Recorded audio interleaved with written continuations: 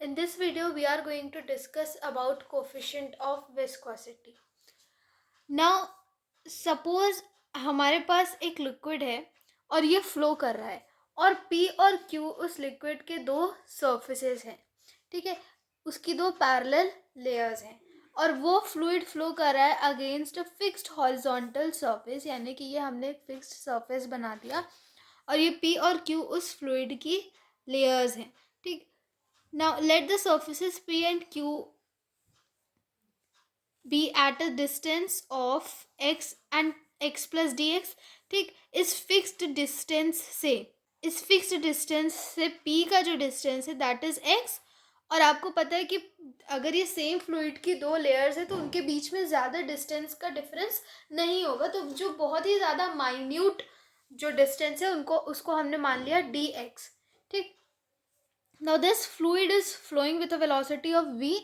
तो आपको पता है जैसे जैसे लेयर्स बढ़ती जाती है सबसे ज़्यादा ऊपर वाली लेयर की वेलोसिटी भी बढ़ती जाती है. तो अगर v है तो उससे थोड़ी सी ज़्यादा इसकी वेलोसिटी होगी, q की ज़्यादा होगी p से, तो उसकी क्या होगी v प्लस डी वी, इससे डी वी ज़्यादा. ठीक. तो ये हो गई उनकी दोनों वेलोसिटीज़ और ये हो गया उन दोनों का डिस्टेंस. तो अब यहाँ पे वेलोसिटी ग्रेडियंट क्या होता है? सबसे पहले कोफिशिएंट ऑफ विस्कोसिटी पढ़ने के लिए सबसे पहले आपको वेलोसिटी ग्रेडियंट के बारे में जानना ज़रूरी है.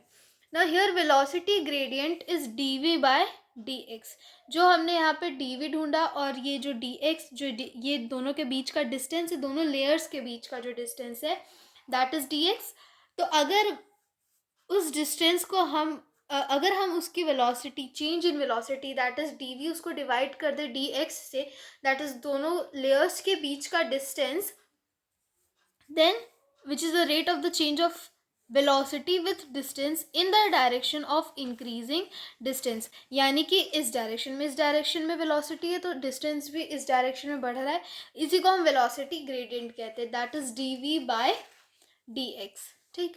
ना अब बात आती है कि कोफिशिएंट ऑफ विस्कोसिटी क्या होता है ना. अकॉर्डिंग टू न्यूटन जो फोर्स ऑफ विस्कोसिटी होती है, यानी कि ये this F is force of viscosity, और आपको पता है ये ऑपोजिट डायरेक्शन में होता है because it's a repelling force, क्योंकि यही विस्कोसिटी उस लिक्विड को रोकने में हेल्प करती है, नहीं तो लिक्विड फ्लो होता चला जाता. ठीक. यही विस्कोसिटी होती है जो फ्लूइड की दो लेयर्स के बीच में लगती है जिससे कि उसका मोशन रिस्ट्रिक्ट होता है. ठीक. Now this force of viscosity that is F is directly proportional to what area of the layers in contact. यानी कि जो P और Q ये जो दो लेयर्स है इसका जो एरिया है दैट इज A, तो उससे ही क्या होता है डायरेक्टली प्रोपोर्शनल होता है. Again it is directly proportional to velocity gradient that is D we by D X. तो F is directly proportional to D we by D x.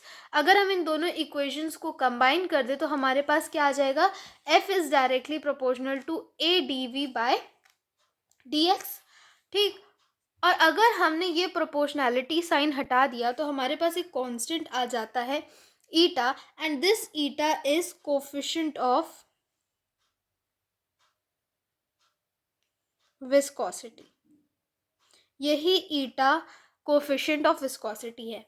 और यहाँ पे निगेटिव साइन हमने क्यों लगाया, क्योंकि आपको पता है कि जो विस्कस फोर्स होता है it is against the motion of the fluid. अगर फ्लूइड का मोशन इस डायरेक्शन में है तो विस्कोसिटी यानी कि विस्कस फोर्स किस डायरेक्शन में लगेगा, इस डायरेक्शन में लगेगा, hence the negative sign. Now अगर हम फॉर्मूले में ए की जगह पर 1 डाल दें और d v by d x की जगह पर 1 डाल दें तो हमारे पास F is equals to eta आ जाएगा, दैट इज़ न्यूमेरिकली. यानी कि हम साइन कन्वेंशन अभी नहीं देख रहे, वरना तो माइनस ईटा आ जाएगा, लेकिन हम एल्जेब्रिकली नहीं न्यूमेरिकली देख रहे हैं, तो एफ इज इक्वल्स टू ईटा. तो इसलिए हम कोफिशिएंट ऑफ विस्कोसिटी क्या कह सकते हैं, then coefficient of viscosity of a liquid may be defined as a tangential viscous force. यानी टेंजेंशियल मतलब इस डायरेक्शन में या फिर इस डायरेक्शन में, required to maintain unit velocity मतलब वेलोसिटी की वैल्यू 1, वेलोसिटी ग्रेडियंट की value 1 that is D v by d x between its two parallel layers each of unit area. तब फोर्स की वैल्यू क्या आ जाएगी, eta is equals to eta. ठीक. So this is the viscous force, मतलब ऐसा viscous force, coefficient viscosity ऐसा viscous force होता है जो एक यूनिट वेलोसिटी ग्रेडियंट को मेंटेन करने में हेल्प करता है बिटवीन टू पैरेलल लेयर्स जिनका एरिया क्या हो, यूनिटी हो, यानी कि 1 हो।